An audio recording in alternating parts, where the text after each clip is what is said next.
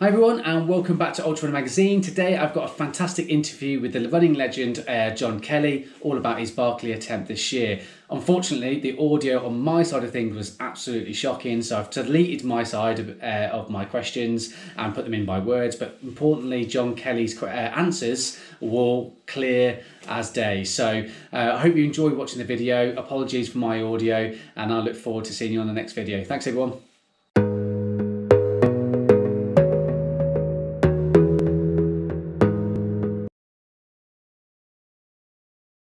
So it's a bit of a coincidence on the timing. I just posted my my race report maybe half an hour before we're talking here. But I mean, the outcome was disappointing for me. I mean, obviously, I wanted to finish. Fun run is nothing new at this point, and I really felt that I could go farther this year. I was mentally prepared. I was fit. I was feeling good. I felt that I didn't make any of the kind of uh, mistakes that would normally lead to failure at Barkley. I kind of had an unintended failure, a technical failure, if you will. So that's disappointing.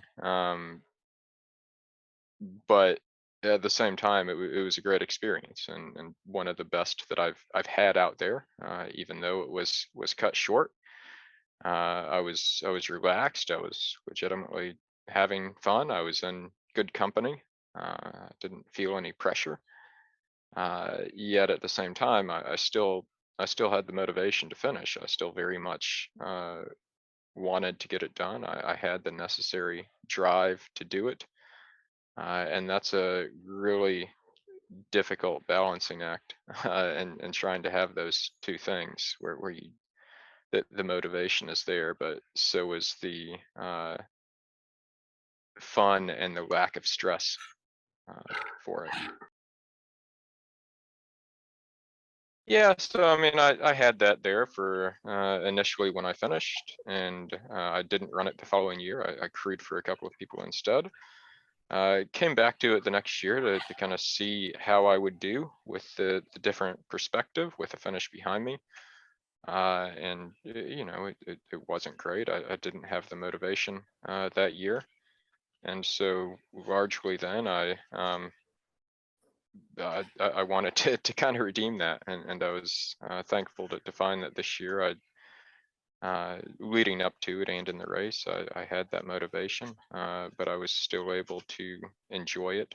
And it really is just a unique experience. And I'm very much like most that I want to get out there and tick off as many different unique experiences as possible. But Barkley is something that I just can't quite find in other races for me at the moment in terms of that sense of just pure adventure and exploration, and then personally getting to do it in my home mountains Yeah. is just a really special thing for me. I mean, to be honest, the Barkley doesn't scare me anymore. It certainly did at one point, but I'm well past that, and that was another thing leading into this race that was great. I didn't have any sort of anxiety about it. I slept easily the night before. I mean, as far as that intimidation factor, I mean, there certainly are things out there that could do that for a number of different reasons. One could be the competition that I'm going up against. You know, if I'm aiming for a win and there's stiff competition, I mean that's an exciting kind of being scared. That's something that I really look forward to and relish, and that can drive us to new heights. I'm guessing Then that's there's also a little bit like the spine race where, you obviously had a lot of pressure on you, fastest known time, and then compared to the Barkley, because, there's some top runners in there, a little bit like that. Yeah, and I mean, going to Tour de Géant, or this year I have Hard Rock coming up, which has an incredible, strong field in it this year.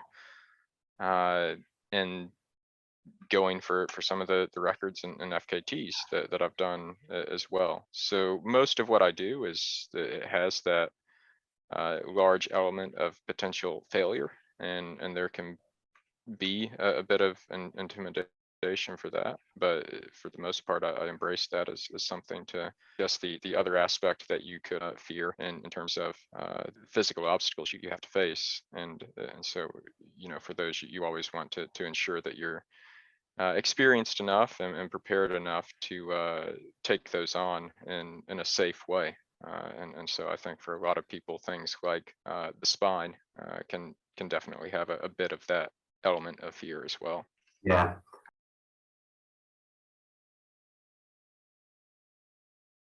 No, I mean, I'd say it's less.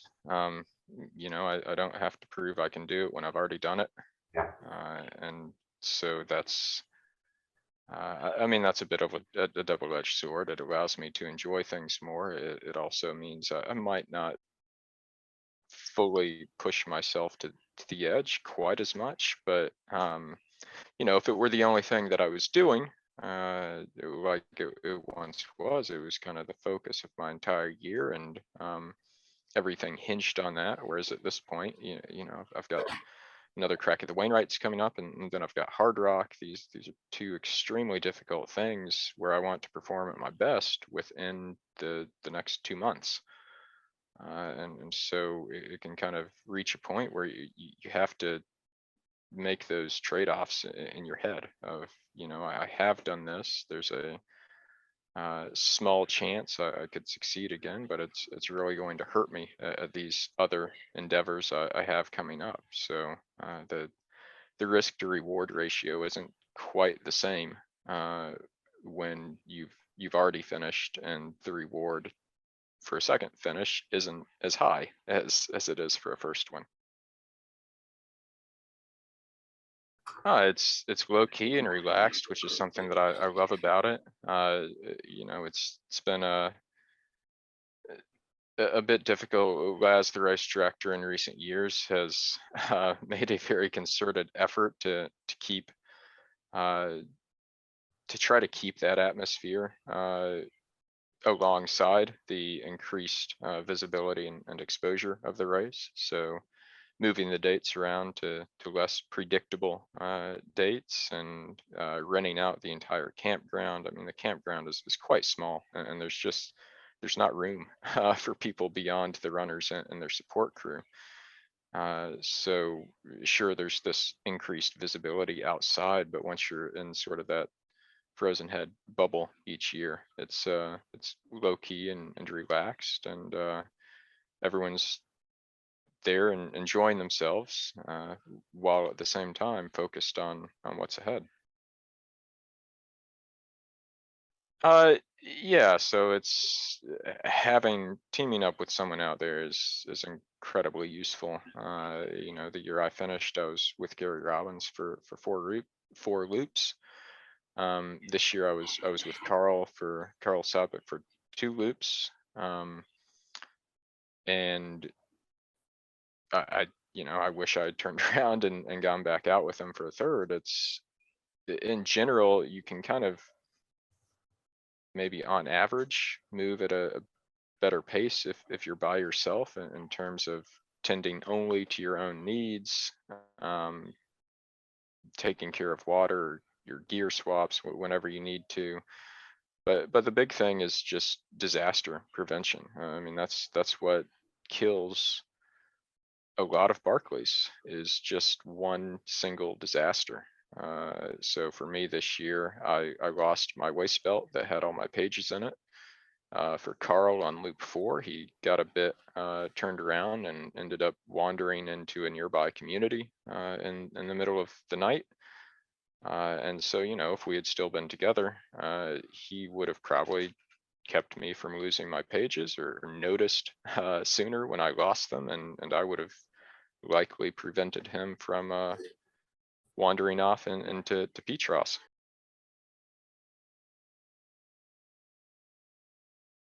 Yeah, it was definitely a bit of a psychological dagger. and it's something. I mean, when I noticed that it happened, it was, my heart sank, of course, but there was also just this feeling by this point of, that these things happen. Like it's almost expected that something crazy like this happens. So here it is. Um, it's done. Deal with it. Try to find it. That's the best you can do. And so I did. Section of the course called Little Hell, and I was thinking it must have, my waist belt must have got ripped off by a tree, or when I slid on the mud or something, and was scouring the hillside. Ended up being at the very top before starting the descent. We cross a little gravel road, and it was just lying there right in the middle of the road. Don't know how that happened, but it did. So again, at that point, it's kind of, check my watch. Do I think I still have time to get around back to camp? And thought I did, so I turned and took off again. There's a part of me that does wish that. Like I said, I think it's for the best. I'm in a much better spot right now. I mean, I was feeling 100% on my runs just a week after the race, which I certainly would not have been the case had I continued on and dug myself into a deeper physical and mental and sleep deprivation hole. So I'm energized. I feel great. I feel ready for Wainwright's and Hard Rock.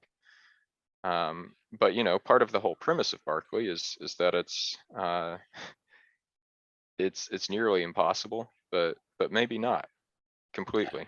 And so that's kind of where I was at the end of loop 3. No one had done it before, but no one has ever done anything before until someone does. And I think a big difference that I had this year is that I was still feeling great. My legs were good. I was mentally alert.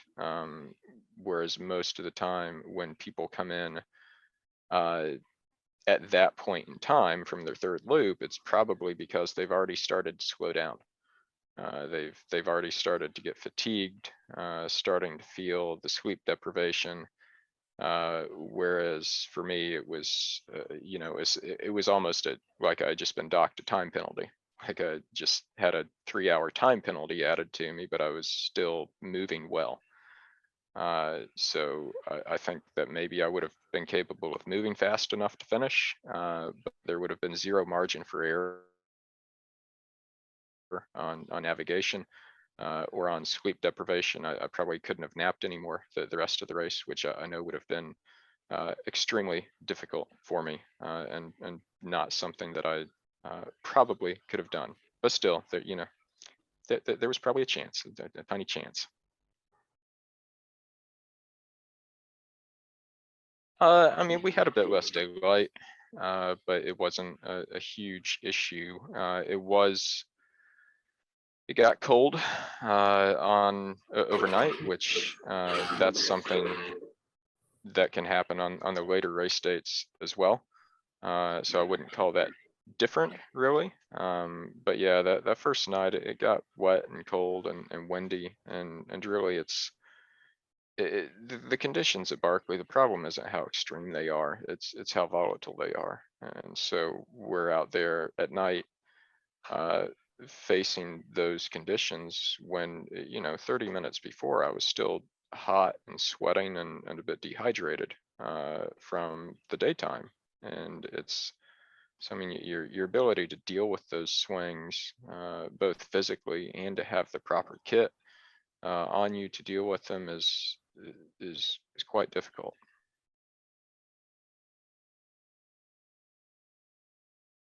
Yeah, I mean, definitely up in the mountains, it's a bit true here, but where I live near Bristol, people use that same saying, and I tell them, yeah, that's because all 4 of your seasons are the same. Whereas at Barkley, I'm talking about you can literally have 30 degrees Celsius swing within 12 hours. Yeah. And I've had that before. I've had it where I've been on the top at one of the water drops of the race, where the water jugs, these are gallon jugs of water, frozen solid, not like a little sheet of ice on top, frozen solid blocks of ice. And the next loop, 12 hours later, going up that hill, I'm in shorts and a t-shirt, just absolutely baking in the afternoon sun. Yeah, I mean, the course isn't an orienteering course. I think that's a common misperception people have. It follows the lay of the land. So, I mean, you're running along a ridge line, you're following a creek, you know, these sorts of things that you should be doing. The issue is if you get a little bit off of that, then you have to go against the lay of the land to get back on track. And everything looks the same. You know, you're in a dense forest, you don't have any long range visibility to spot landmarks or anything else that you can use as a reference point. And so that's tricky. And for me, I've been out there and I know the terrain well enough that I know the land. And so I don't have to know the specific compass bearing or any of that, anything of that nature. I know where we need to go. And so I didn't pull out my map at all on the or my compass. On the third reverse loop, I hadn't done that direction since 2017 actually, and I should have used my compass bearings a bit more on that one, especially the portion of it that was at night. I missed a few of the lines slightly. So it is definitely something that it helps to have experience on the course, and it also just helps to have that sort of mindset and experience of being able to do some basic navigation tricks, like I don't know if you call them the same thing in the UK, but using handrails and backstops and those sorts of things to kind of help you hit the right line on a descent in particular. Well, she did great this year. I was thrilled to see her out there, and when I went back out on my loop 3, I was thrilled to see her coming down from the final book, knowing that she had time to turn around and get back out there and finish a fun run, which she did.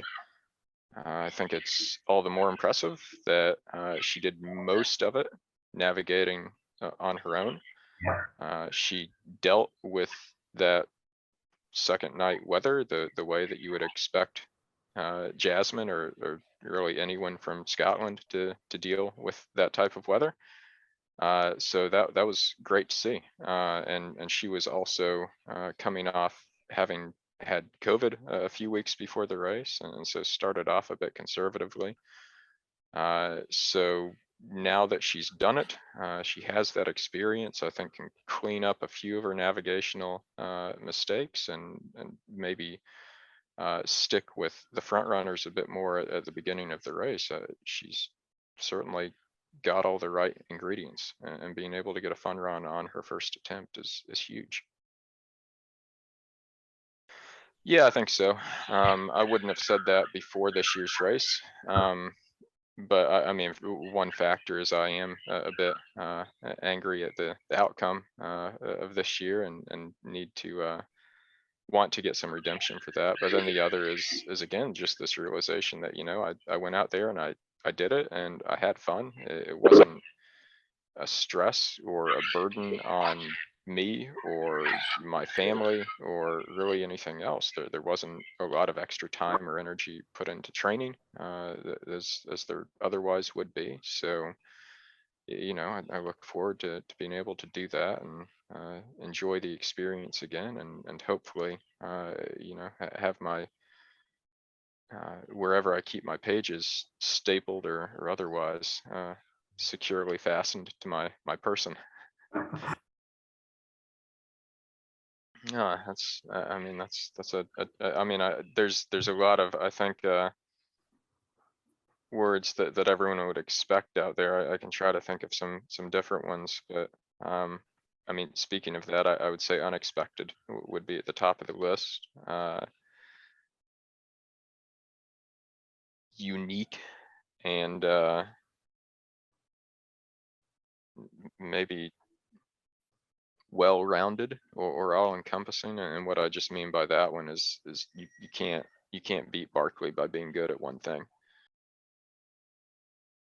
The unexpected one really, I think, is, you know, no matter how much people read about it or think they understand it or think they know it, I think it's a bit of a surprise to everyone when they first get out there and encounter that terrain. And that's probably most the case for US runners that live on the West Coast, and they think, oh, Tennessee doesn't have big mountains. It can't be that bad. I mean, I'd say it's quite similar to UK mountains plus trees. Yeah. So, you know, if you take a lot of the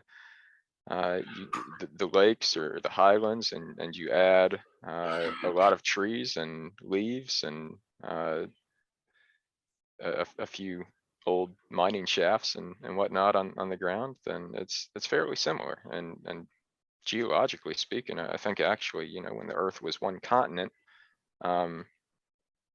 the UK mountains were part of the same mountain chain. There's actually an international Appalachian Trail that does the normal AT in the US, goes on up into Canada and Greenland and back down through the UK, and I think it ends up like in Monaco, and on the southern edge of France there.